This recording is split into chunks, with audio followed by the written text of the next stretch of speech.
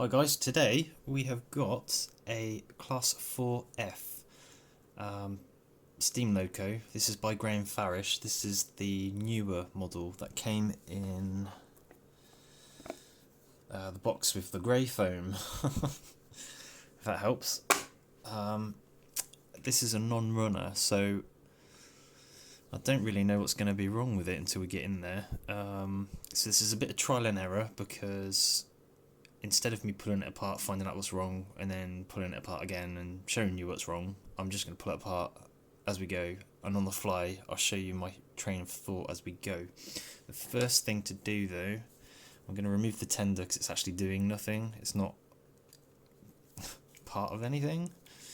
It's not used for pickups, and there's, if anything, there's just weight in there. You see this screw here? That's the one I'm going to take out. Now this Loco seems to be very similar to the Graham Farish Ginty they did. Like, you normally get them in starter sets. So the screws out, I'll just put it up here. And now the tender should, yep, there you go, it's off. So put that to one side as well. Yeah, the Ginty is very similar. I think the wheel spacing is actually different, and the wheel size is different as well. But I'm assuming inside there it is the same thing. So I think it would be this one. Take this out. Yeah. Okay.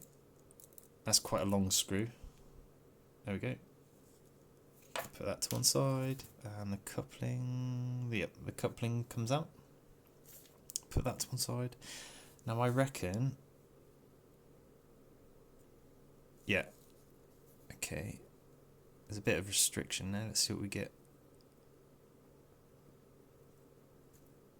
Right. Okay, so lift it out and forwards. There we go. And you see this piece here, that goes over this. So on install it would be, let's see if the camera will focus. It sits in there like that, and then when it's like that you push down on it like that. So out, slide it forwards, and it's out. So I put the shell to one side so we don't screw that up. Okay, so it's not running at all. So there's no sign of life, and my first suspicion would be a loose wire or something literally just not making a connection. I'm looking in there, and get my trusty little tweezers. So we've got our armature, the motor, and the windings there look brand new. I'm not going to turn the motor with this side. I'm probably going to just turn the worm and I'm going to just look at this area. There's a hair just there, although it would probably still run if that was even in there. So the first check really is just to see, does it move? It moves. It's relatively tight. I'm trying not to hold the wheels whilst I'm turning this, just to get a realistic idea of how much force is involved. It feels free enough to run.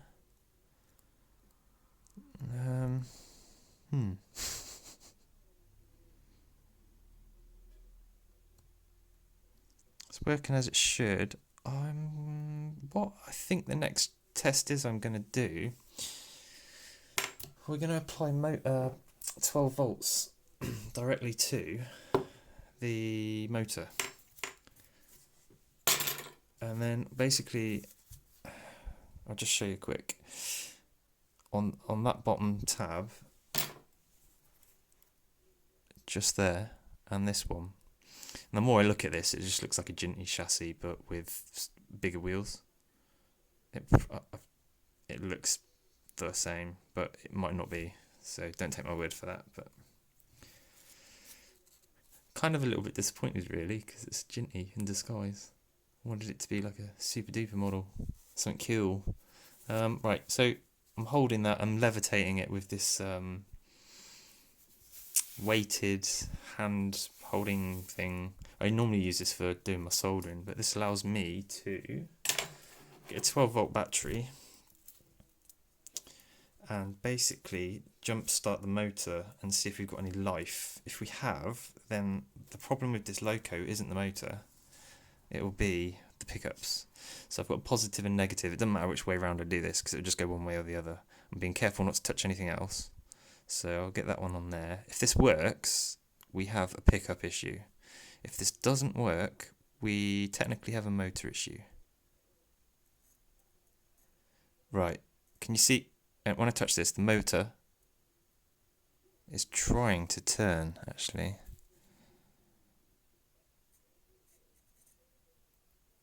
Which is very interesting. Okay, odd. Now, that when I turned that motor a minute ago, to me, it seemed a bit tight. So I think that's worth investigating before I do anything else. In fact, because the shell was on the train, I couldn't see the motor. If it moved a little bit, I wouldn't have seen it. So what I'm just going to do is just test the wheels on the loco for their pickups whilst I've got the shell off, because then we'll see. I'll just grab the bottom wheel down here. And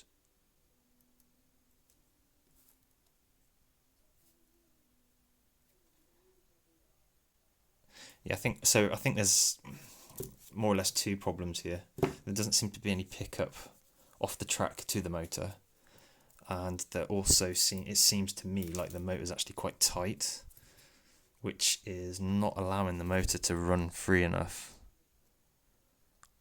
Now there could be something else at play here, which I'll talk about in a minute.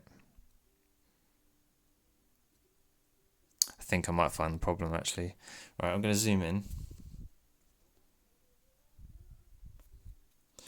Okay, this might be the problem, this might not be, but this might be quite common with a lot of trains. So the commutator here, and if we count, if we count the segments, so that's 1, 2, 3, 4, 5. So I know it's a 5-pole motor. However, what's not helping at all, can you see between them? That gap should be all the way across. So at a guess, the motor's tight to turn still, but what can happen is the electricity basically shorts out between the two. Oh, I'm a bit shaky today. I'm going to try and do is just get the grime out.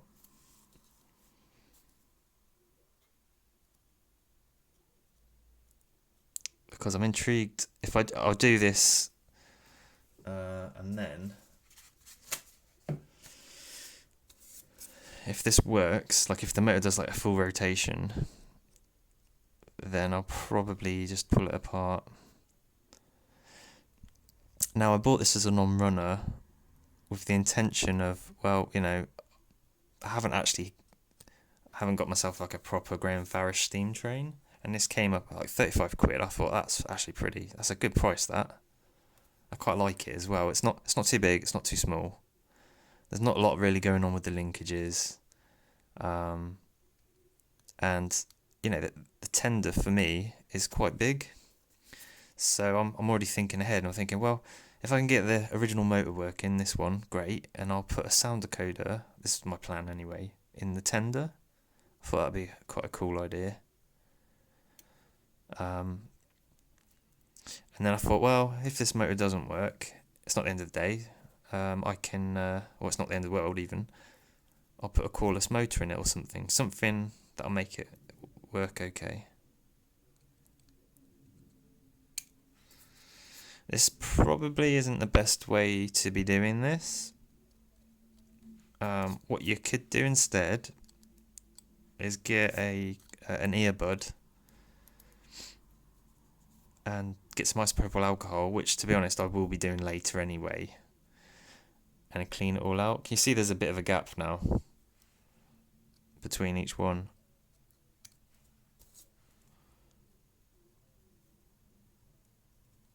Yes, that needs coming out a bit.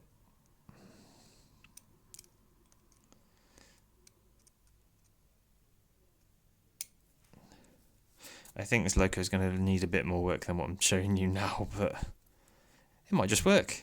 It might be absolutely fine. Once it's done a few rotations, the pickups might just kick into life because there's a bit of dirt on them. And generally, it might just need a good old clean. I do wonder sometimes, though, how stuff like this happens. And all I can think is maybe it just picked up a bit of dirt off the track and it decided to cease working. Like it jumped into the commutator and then it's got a bit of dirt and it just wound its way around. And it was like, nope, I'm not going to work now. So I mean, like going cordless motors, it's good in a way because it's like it's a sealed motor, so the dirt shouldn't get inside them. So that's why I would like them. What do you reckon? Oh yeah, whilst I'm on that train of thought, this is open, so it's open to all the elements like oils and things. Fingers crossed. Just keep jumping it. I won't hold the motor power on because I could burn the windings out, so it's still pretty tight. Well, we're going to take it apart now then. We've got a few more revolutions out of it. Comparing this to the diesels, that's super tight. Or it's just a little bit more than I thought it would be. There's no nasty grinding noises, so it's not scraping this. What it might be, possibly, is... I don't know. In all fairness, we'll take it apart, clean it, and part of that will be, I think, seeing there's a plastic bush in this end, there's a plastic bush in that end. You can just see it's the white thing, and I'll offer the motor up and just see how free it turns in those. It might very well be dirt on this gear, on this main drive. Let's have a little look. Because if there's dirt on there, it'll close the clearance up between the gear and the worm. But no, I don't think there's going to be that either, because there you go. See that play? Well, that play is the main gear. This on the drive wheels, moving between teeth. So actually, I think I'm just going to get this motor end off. So in order to do that, I need to basically pull it apart. I'll undo this screw, or this nut, goes all the way through to the underside. So we'll take this screw out, I'll take the nut off. When I do that, this whole piece will actually lever up, like this. So that should give us access. Let's talk and show at the same time, I think. It's got a trusty little Phillips screwdriver. Let me zoom out.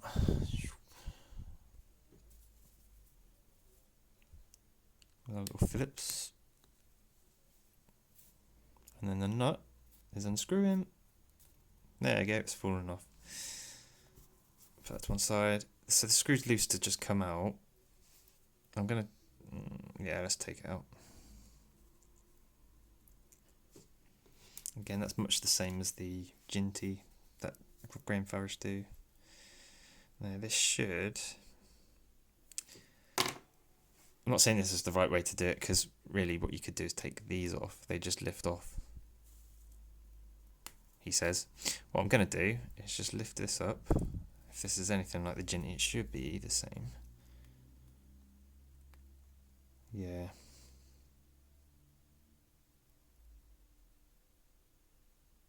It's all very tight. And when I do this might be hard putting back together, but the the brushes are going to come out with probably the springs, so just be wary if you're doing this. This isn't the right way to do this. I'm just being lazy, but this should lever up. We've just got a brush on the floor there. Okay. Now this little noise suppressing capacitor is just pushed into the chassis, so that should come out. Now we're left with our motor part, which is a great opportunity. Our brush is down here, by the way, and it's pretty dirty, so I'll clean that. Take this little spring out of here so we don't lose it. Now's a good time to see if the wheels, the drivetrain actually spin okay. Oh, that's lovely. Absolutely. Lovely and smooth. It doesn't feel like it gets tight at any part. And just look at the gear to make sure there's nothing obvious in there. You could completely pull this thing apart and isopropyl alcohol everything. That's what I tend to do.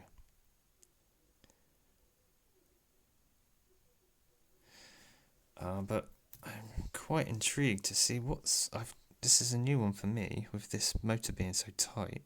What I'm going to do here is I'm going to pinch this end. So these are held out. And I'm just going to turn this. How bizarre.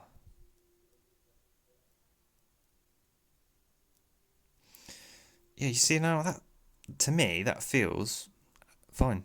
Absolutely fine. There could be something else going on here.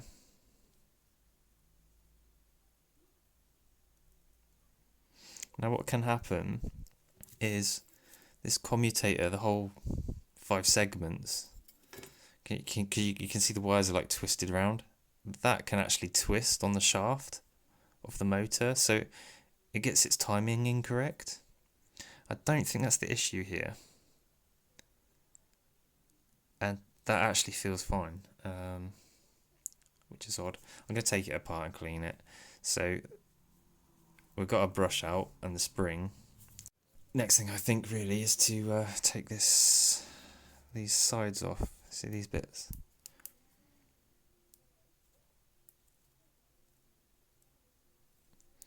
And whilst I'm doing this, I'm just looking for evidence that someone else has been in here. So I'll be looking for like screwdriver marks and things like that. I think it's been untouched, which is nice.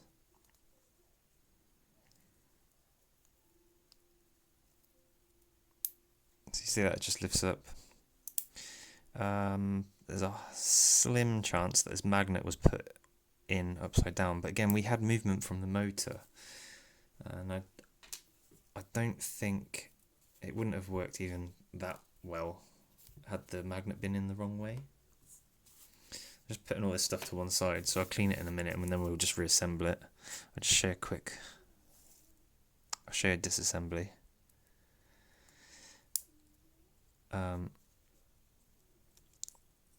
These aren't sided, they're in this case they're symmetrical, so you can put them either side. They're not biased to one side or the other. The nut which was holding this whole thing down, with that long bolt that went through the chassis, this wire just goes to the bottom of that nut. So I just put that to one side, being careful not to break it because it seems quite hard wire. Now if I turn this over and there's a dot under this magnet, which there isn't, okay, so I'm going to put it back exactly where I just got it from. Normally Graham Farish put a dot on the magnet, which would show the side you would see if you opened the train up, but so you'd see like a dot. So I'm going to do that, but I'm also going to put a F for forward on it. So dot is upwards, like the side you'd see, and F is forwards. So at the very least, we can put the magnet back in exactly as it came out. So I removed the magnet. Some of these might be glued in, some of them might not be. And now I've got that stuff out, that allows me to take the whole armature out. It'd be probably a better idea taking this off. See, that little spring clamp just lifts off.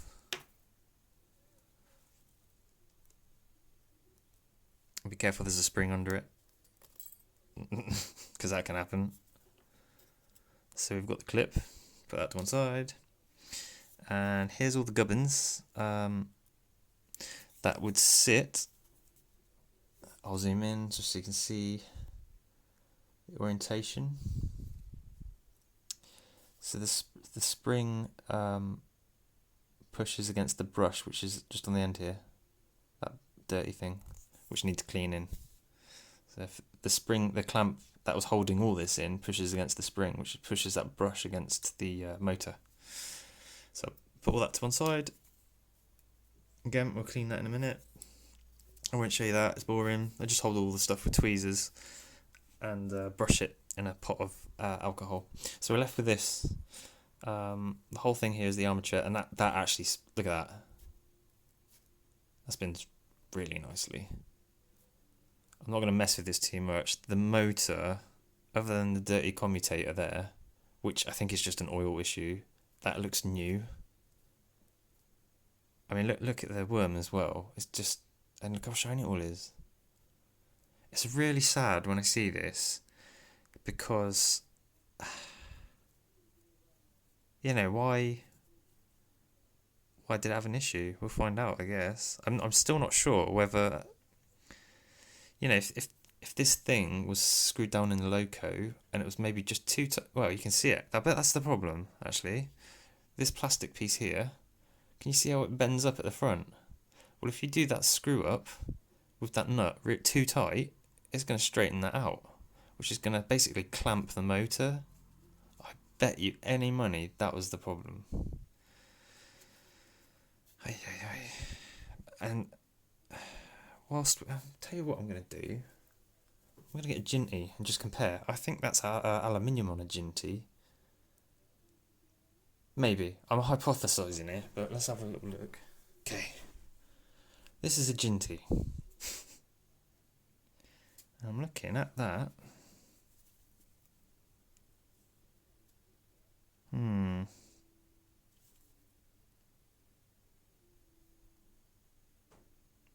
It's different.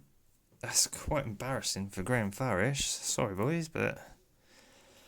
So, the loco I've got is like the newer Graham Farish. It comes in the grey box with the grey foam. So, it's like a Bachmann version. It's not a really old Graham Farish, it's like a newer one. I don't know if it's the newest one. It'd be bloody embarrassing if it is. Look how... I'm looking at this bit of plastic. It's absolutely shocking. On the old school one, that's proper fully aluminium. And the wheel spacing's different from the Ginty to this 4F. I will be putting this back in, but I'll be careful about doing that. Because I think what's happened, because I've used a plastic part, the motor's probably heated up, or just over time this thing's warped, and I reckon doing it up and bolting it down in the locos caused it issues. That spins lovely like that. So I'll clean up the bits. I'll just show you quick. Well, there you go, it's out. These white blocks, these bearing blocks, and there's hairs there as well, I'll get them off. The shaft just goes into one end of that, and the other end's actually still in the piece. So I'll take that off, and I'll take this one at this end, and then I'll just degrease the lot in some isopropyl alcohol. Be careful not to leave your plastic parts in the isopropyl alcohol for too long. It's just a habit I've gotten into, because I think it could dry and embrittle plastic, but in this case it's probably had it anyway. That is god awful. But the motor part, this armature, looks good. Right, we'll be back in a minute with loads of clean bits and we'll reassemble it. Alright guys, I just thought I'd show you this. The engine to me didn't look like it had much running. Now what I've got in front of me here is a brush, and when they're new, let's see if this will focus. When they're new, they're flat, and this one basically is, and the only wear it's had is that. This loco is more or less new. So what I think's actually happened is, if my theory's correct so far, when we put it back together, we'll see. I think this has failed the whole system. I think what's happened is not due to heat, due to age. This plastic's either bowed or contracted or whatever, and it's put just enough pressure on that motor to stall it. Because if you stall the motor, it's relatively easy. If you stall it at the wheel end, it's not that easy. But because of how new this is and how new it generally looks, I reckon that's buggered up the whole thing. Which is really quite sad, because I bet there's a lot of people out there with a loco that is been let down by something that simple. And actually, more to the point, that's probably to save costs. Graham Farish's end. And yeah, look, see, this is the other brush. Just you can see the edges. It's not made its way to the edges yet, which that wouldn't take much to run that in. It's really sad. Good in a way for me, and good for you, so you can see how to rebuild it. But we'll carry on. I've cleaned the brushes and the motor. I think what I'll do though, these sleeves which hold the brushes, to be honest with you, look pretty good. They normally get loads of black stuff inside them from their brushes. I'm not even going to bother. That looks fine. I'll just check the other one. See, because that sleeve's in there. We'll have to get that out in a second. But you see, the black soot would be normally sat around the top here. But that looks good. What else can we do? There is a bit of a query going on in my head because it wasn't getting voltage from the track very easily, which I'm a little bit worried about, because that would indicate that these pickups aren't working great. So I think what I'm going to do, the motor parts are ready to go back in.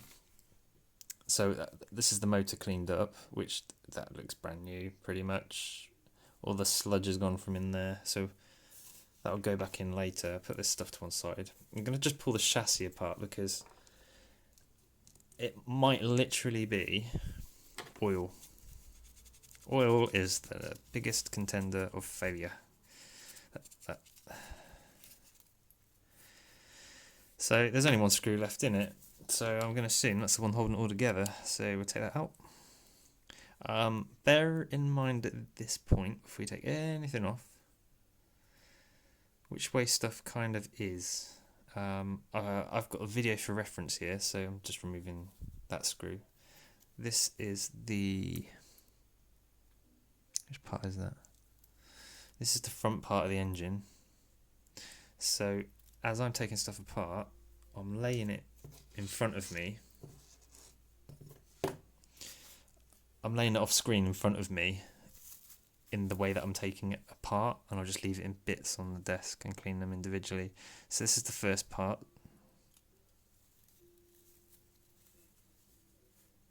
Yeah, okay, so this is the first part. And then what I'll do is I'll lay it like this and just lay the stuff on top. So we've got oil in there, which is not the end of the world, although I'm going to make this not have oil on it. Again, you can isopropyl alcohol this, and that'll get the oil off lovely. Just a quick wipe will do me. I want to leave a bit of residue on there. And alright, this is kind of the important bit. These are the pickups. So, for your reference, definitely mine. See all that oil in there, that's not doing us any favours really. So this one will be like that. Very important bit is this insulator pad. So it would sit like that. Because there's this insulating pickup underneath it there. And yeah, okay, I think we're there. Now, at the moment, this is a bit of trial and error because I think something's up here. Now, whether someone's taking this apart and putting it back on there in the wrong order, that's what I need to make sure I'm not doing. I'm not putting it back on in the wrong order. Now, the reason I say put it to one side in the correct order, so like front, back, is because the spacing between these axles might actually be different. So I'll give you some headaches a bit later on if you don't take it off. And we're just going to put it to one side, over there, and clean it. I'm just going to clean this. That looks like possibly glue, maybe oil, or just on. It might be grease actually. Let's give it a wipe. It's grease. That's right.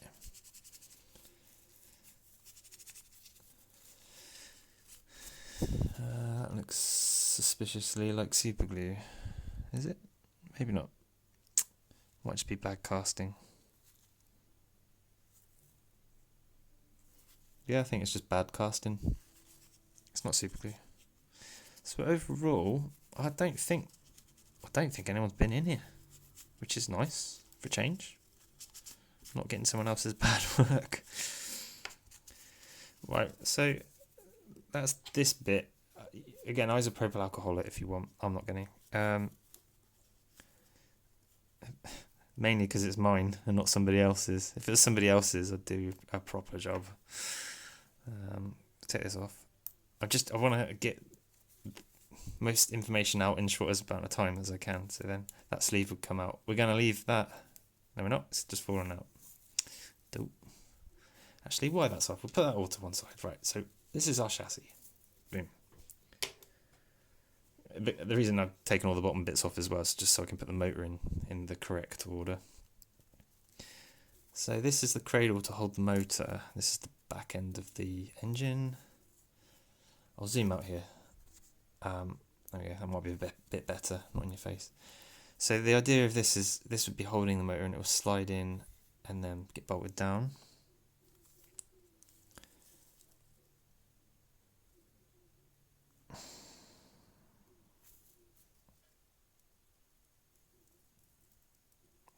It just doesn't look great. That's my concern. It looks really badly done. It doesn't even look. It doesn't look right. Something's wrong here.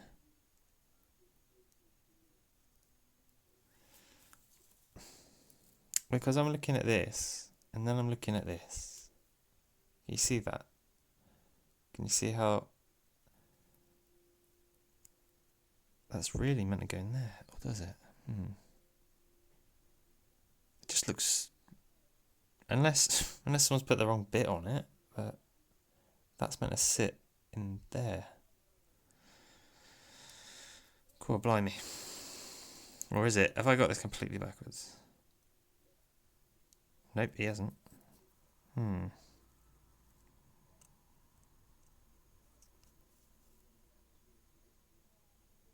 Oh my goodness me. Okay, so... Gosh, that's so weird. I'll lift it up so you can see.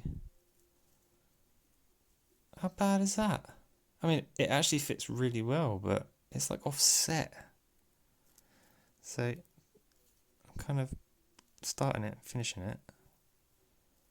It fits nicely in there, but I don't know how they've done that. And then the screw holds that end down.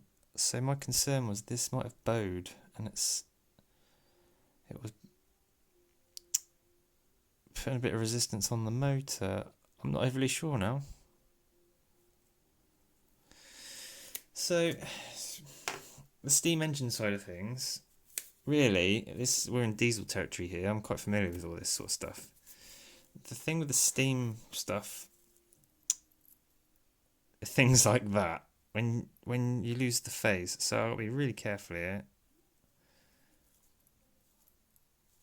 Let's put that down. I'll show you this one. But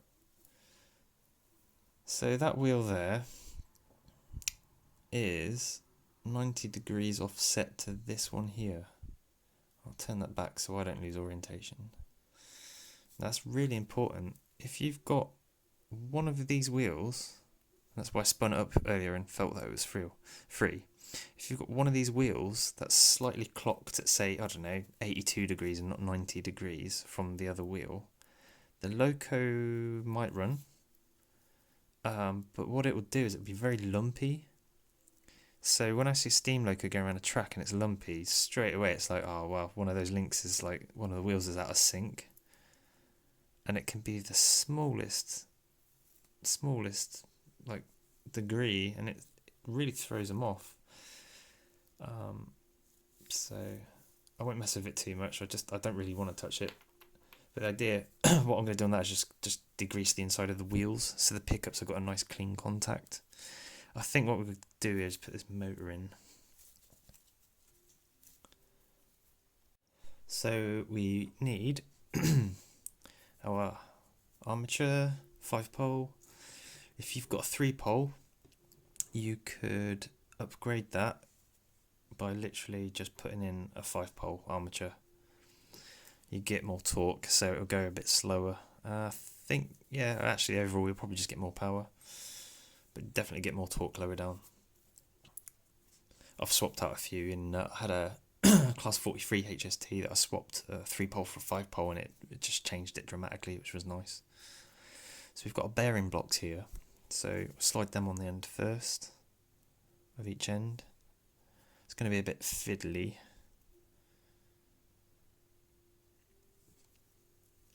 And the idea is the worm will sit over the middle motor, the middle axle.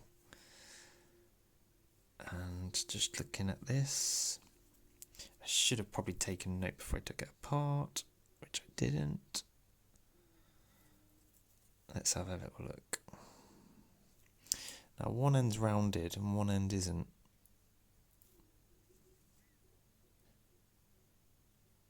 This might have been another issue. It might have been installed 180 degrees out, which would have maybe biased the motor tighter or looser. I'm going to do it with the curvy side up, as if you were looking at the side of the loco.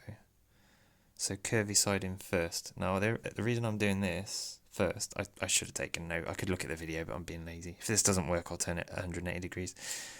The reason I'm doing it curved side in is because my way of thinking is, if this was in the factory and the guys are slapping these things together pretty quick, yeah, see, that's tight. That's not good. Anyway, my thought process is it's easier to put in the factory than it is to put square side in first. Not happy with that. That's quite tight, and I think the motor is just kissing the top of that plastic. I can just feel it. But what I'm noticing as well, this bearing block here is flush with the top of the socket it's going in. This one, it's these little details that make the difference. You see it's just below, and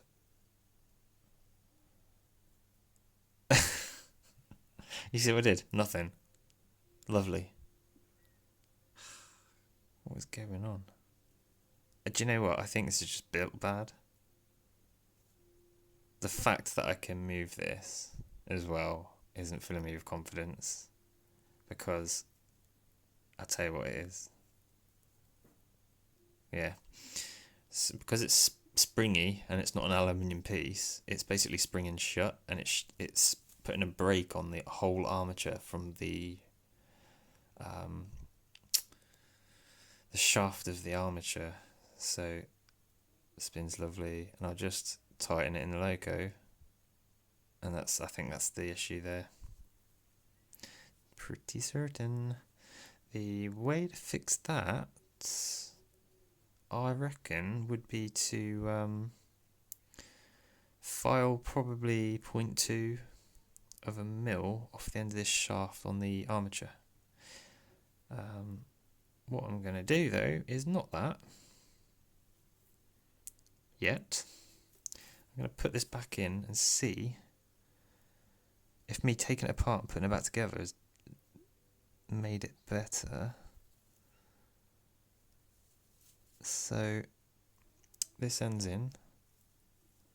It shouldn't just pull out. No, it's not. Whereas this one will just lift up. I'll show you something in a minute I've just seen as well, actually. Interesting. Now, this should spin lovely, and it definitely doesn't. It feels like it's got a bit of restriction. It's not fouling on either of these pieces. It's just tight. So I'm going to just push it in and spin it, and then pull it out and spin it. So pushing it in, tight. Now pulling it wayward. Still kind of tight. What I'm thinking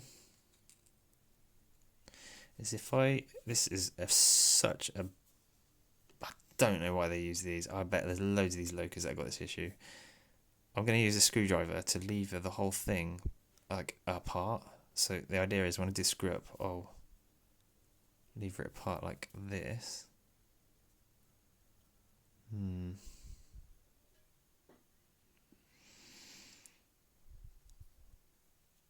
Nah, okay, this is really bad. Let's take this apart again. So pop it back off. Now, it's free again. Tighten it. Yeah, there's something going on here. Let's take this back out. I'm just going to check. I think the bearing blocks...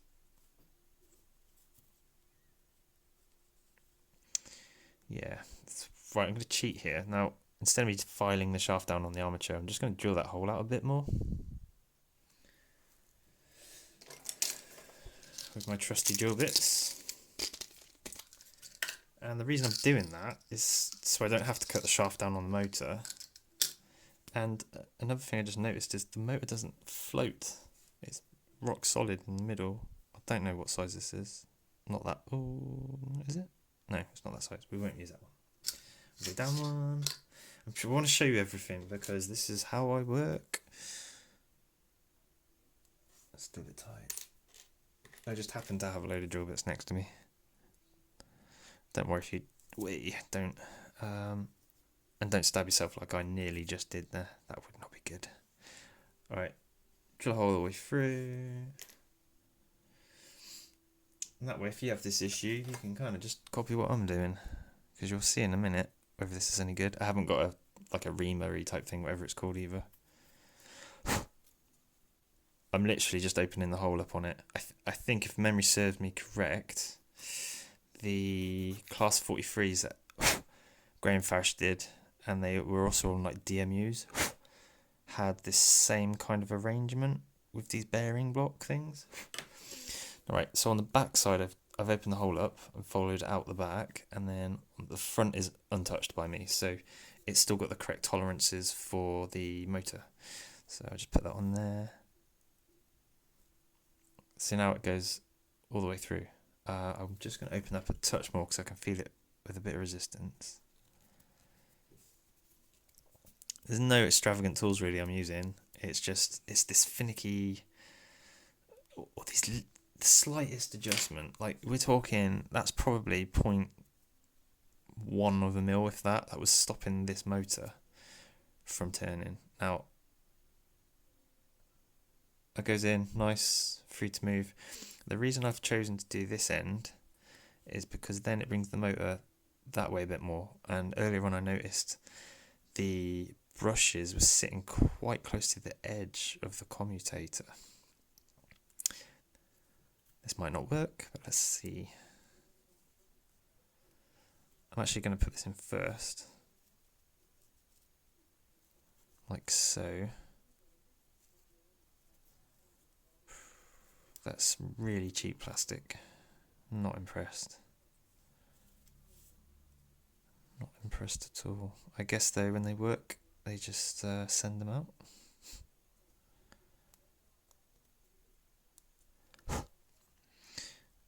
And then that'll slide in the end. This one goes in. Okay, so right, so we might have another issue. We won't do because I don't think it can come out much. See now the motor can float. That's beautiful, and she's free to turn. And will that Could that come out? No, it can't. It can only come out so far, and it ain't going to come out enough to dislodge. If you wanted to, you could probably put a touch of super glue on it. I could do that later. Let's see if this works. So far what we've got is potentially a pickup issue. And... oh yes, beauty. That's what we want. Beautifully smooth. And see that? There's quite a lot of float, but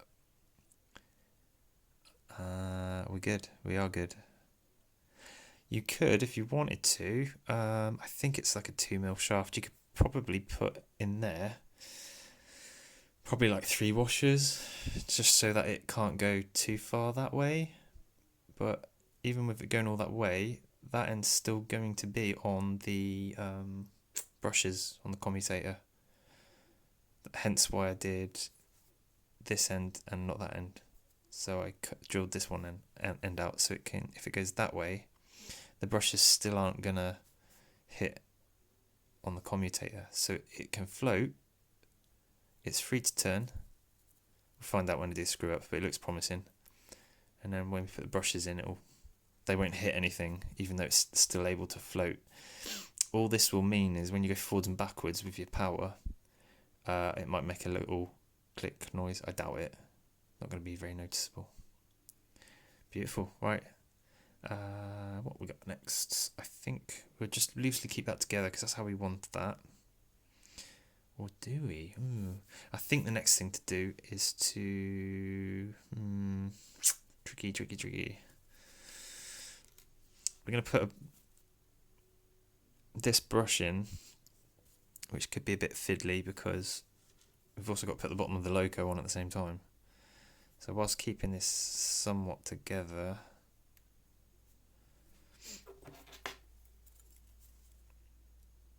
we've got our sleeve which holds the brush, so I'll put that in there. You could probably put an elastic band around this, so that would be a good idea if you're worried about it falling apart, because this is very fiddly. The brush, there's like that little tiny bit at the top there. That's what the spring goes over. So you want the big bit, this bit at the bottom, to go against the motor. So it'll go in like that, with the nipple up.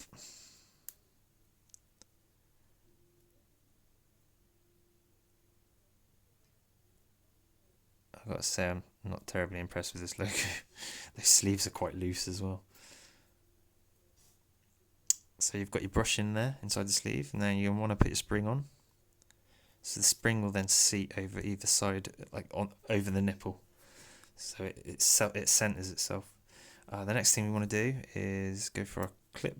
I might just do this with my hand. Now, you can do this all sorts of ways really.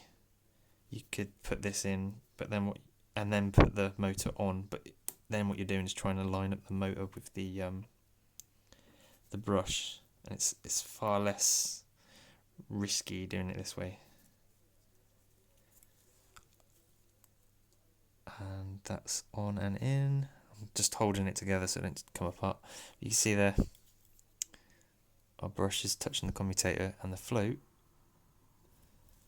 just see that, it still won't hit anything. It's still running, so it's still run lovely. And I think the next thing to do at this point would actually be to get the bottom of the loco back on, so I can just screw it all back together, and then we'll go for putting the other brush on in a minute. Okay, I've just taken most of the grease off the wheels. Ideally you want it on the axles, but at the moment I don't want it anywhere. Grease and oil tends to make things not work on an electrical type of sense anyway. I've had people asking me, who taught you this, who showed you this, who did that. I just take stuff apart and try and fix it. So I have self-taught myself. But I have been playing with, I guess like Lego and things since I was conscious. So from a very early age, I had a way of visualizing things and taking them apart and putting them back together. Sometimes not putting them back together, more often than not. So everything's much about the same. You basically just got a motor with wheels on it. Yeah. Hopefully this video can help you. If you've got a 4F, even better, just follow this. Because chances are, looking at what we just had there with the bearing block was the issue, by the way. It was just pinching it too tightly, or which might have been the cage it was being held by. Right, pickup time. I'm tweezering all the sandwiched pieces together, okay?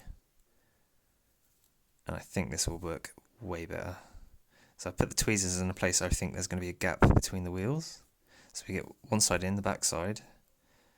And I'll just coerce these pickups behind the wheels as I slowly lower it down. I'm thinking this is probably the better way to do it. I'd love to see how they do it in the factory,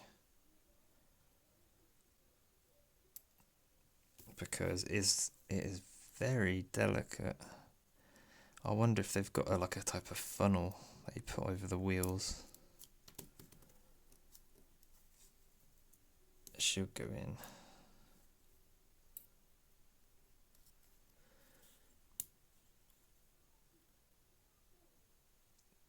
Okay, I think that's it. So, not for the faint-hearted, but it is doable with just bog standard tools. It just takes a bit of effort. Put the screw back in, make sure it's not going to go anywhere.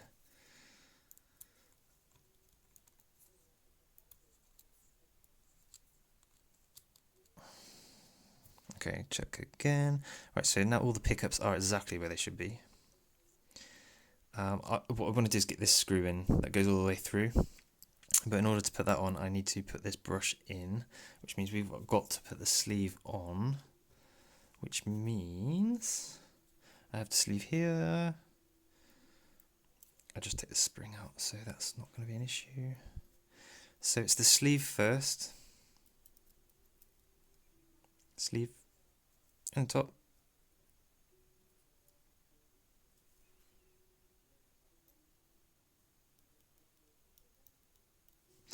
And then we've got the brush.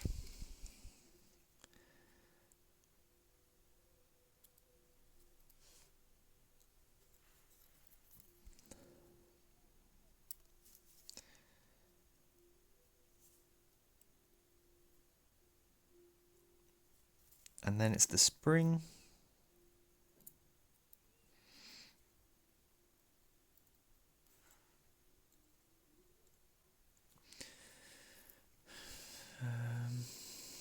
Now, the wiring is relatively simple, and I've done it wrong again. I'm showing you all this because this is what I go through. I thought, nah, this ain't going to be an issue. Right, take that all out. The brush has come out, the spring is out. Got to take the sleeve out. Still being careful not to accidentally make it fall apart. These are very loose in their holes, by the way. I'm pretty disappointed in this this build. It's bad. Now, the reason I've taken this out is the sleeve goes through here first. So sorry about that. This video is going to be so long. All right. Sleeve.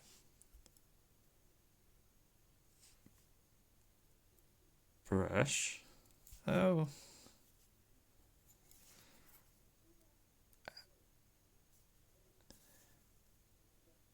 You could almost watch this video and tell your mates, hey, I fixed a train the other day.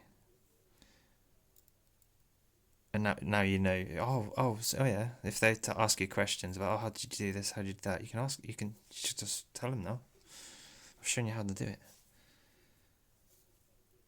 I've shown you enough to give you this experience of doing it. It's not for everyone. I do quite like the challenge though. I love it. How fiddly it is. I don't know why. Yeah, look at that. That's very free to turn in there. Oh, Oh, I'm getting excited. It's nearly time to test it. Okay, so we've got the brush in now. I'm not going to worry too much about these wires until we put this in. So we've got our long screw, which that's not that one. It's this black one. So if you've done the pickups right, you'll see that brass piece just on the top here, which is the first set of pickups, which have to be isolated from the chassis, by the way. So this will go all the way through. There's a hollow in the chassis, and it'll come through on the top of there. So the chassis is one side of the motor, and then this bottom pickup, the last one you put on, goes through that screw to this wire. So we'll bring that back around.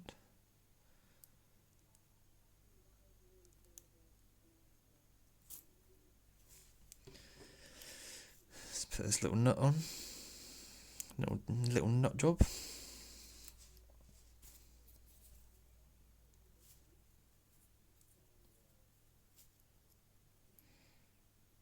I'm not going overly tight here. I've just given it a bit of a tweak. I won't push it down just yet. So the wire's going to sit something like that. Be careful with the Graham Farish shells because they are die cast. So this little bit here, I'm not worried about it. It's not going to flick out, but it could. It could when you install it again. Again, this is my loco. This motor's probably not going to be in this loco for long. We'll see. I'm undecided yet as to what I'm doing. See our float there. It's working lovely. You got just be careful with this. That bit of extra metal, you could the wire doesn't poke out, because if it scrapes on the shell and the shell's contacting the chassis, you would create a short. And the same goes for this end. We have here a noise suppressing capacitor, and it goes in this little groove here, and it's pushed in just like that. I haven't noticed a difference with or without these on my locos, normally because I put DCC straight in them. I don't know. It's normally a thing that I've found on, I don't know, I do not know why they're on there actually. It might just be to save you train controller or something else, something to do with signals.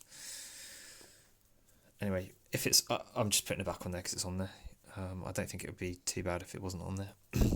This is the magnet we took off earlier and marked conveniently, F for forwards, and the dot is the side that I'll see, so I'm just going to put that in there. This is obviously forwards. Let's turn it around for you. And then last thing, I think, are these. Just make sure there's nothing hiding on the inside. These are just ferrous pieces of metal. They're not magnets. And depending on the loco you get, I think we're okay with this one. Some of these aren't as easy to remove or install as others. There's been a couple of locos that I've had where these have been basically riveted down onto these. I don't know why that's the case for some and not for others. It seems to be on the earlier locos that was on. Just check it's still floating. Yes, it is. Our brushes are still in contact no matter where that armature sits. Wow. What are we missing? 2 screws, I think. So all the bits that are missing now are just to put the shell back on. So, what are they called? Helping hand or something, these things are called. They're pretty handy. I have a very good feeling that this is just going to work very well now. And actually, from just cleaning it up and changing that bushing, we won't get ahead of ourselves just yet because this might not work, but I think just doing those 2 little things, which takes a little bit of time, I think the pickups are the worst, it should run.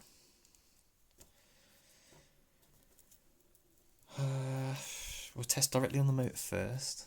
I'm being careful not to touch the wheel when I do this, because it might not be it might be a different polarity. So let's see what we get.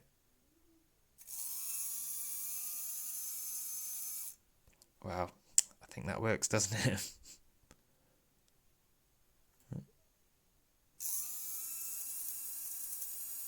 And that's 12 volts.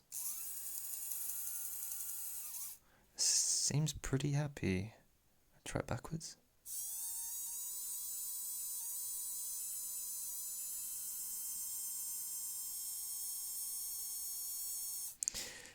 Same voltage, but did you hear it speed up slightly? Because that's it wearing itself in a little bit.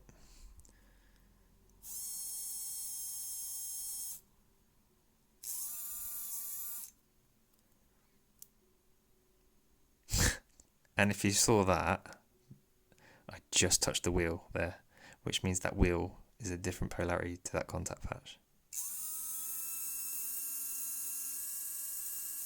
So that's forwards. And that's backwards. And now I can hear just ever so slightly that it's going slower and backwards. I'm okay with that, and I know why that is. When I go backwards, the motor moves that way. And I think it very well might be just putting enough friction on the front of the shaft to slow it down just that bit extra. You can put a dab of grease in there. I would avoid doing it this end because you don't want the grease getting on the motor. But that would probably help that out. Let's try it directly on the motor, on the wheels. That axle works. Let's try this one. That one works. This one kind of works. Oh, to be fair, actually, it's me. Yeah, it's this. I've got a bit of. It's like dirty solder. It doesn't like it. So that's working. Pretty good actually. Let's put it on the. Should we put it on a track? Nah, let's put the shell on and then we'll put it around the track and we'll run it for a few minutes and see what we get. So I think we'll put the shell back on. How long is this video going to be? 40 minutes ish to fix it, something like that. So this is inside our shell. I'm not paying amazing attention to cleaning it all out and stuff. It's not that dirty. There's a couple of hairs in there I'm trying to get rid of. But I'm sure I'll be back in here soon with maybe lights, maybe DCC, maybe a motor change. Yeah, maybe a sounds decoder, who knows.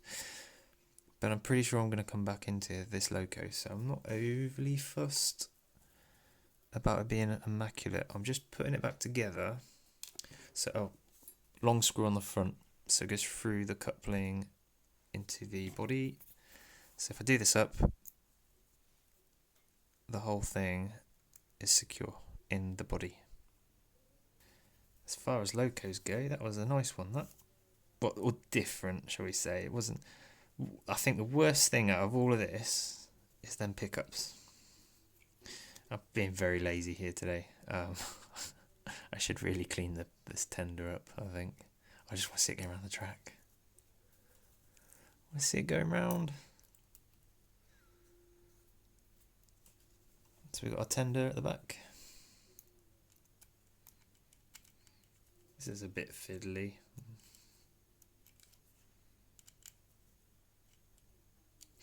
Everything's not super tight. I just don't want the screws coming out as it's going around the track and sort of like shorting out. So yeah, I'll get the track set up and we'll just give it a run and see what it's like.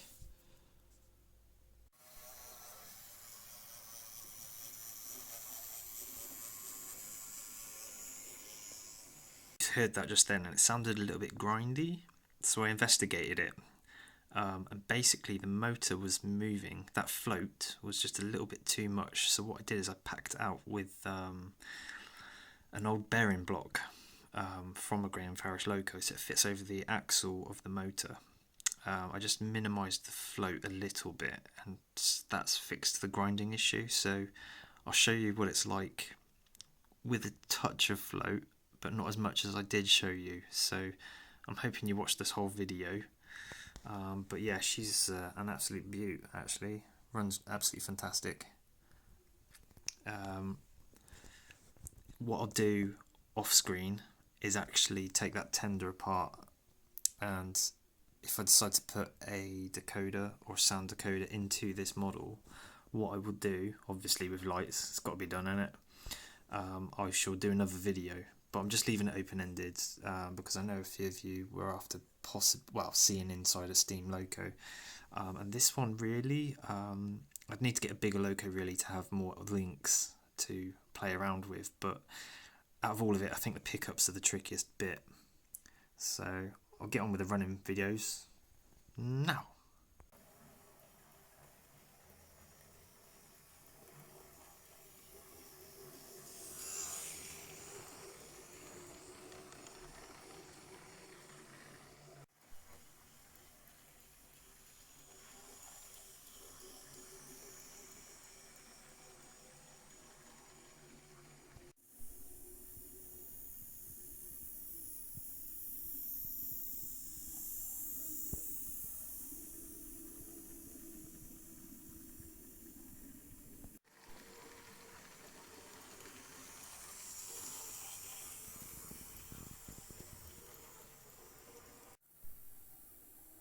Well, thanks for watching, guys. The Loco seems happy enough. Just letting it run around for a little bit. But just stay tuned. I've got other videos coming out, and this is more than likely going to get a sound chip put in it. But for now, thanks for watching. Hopefully see you in the next video.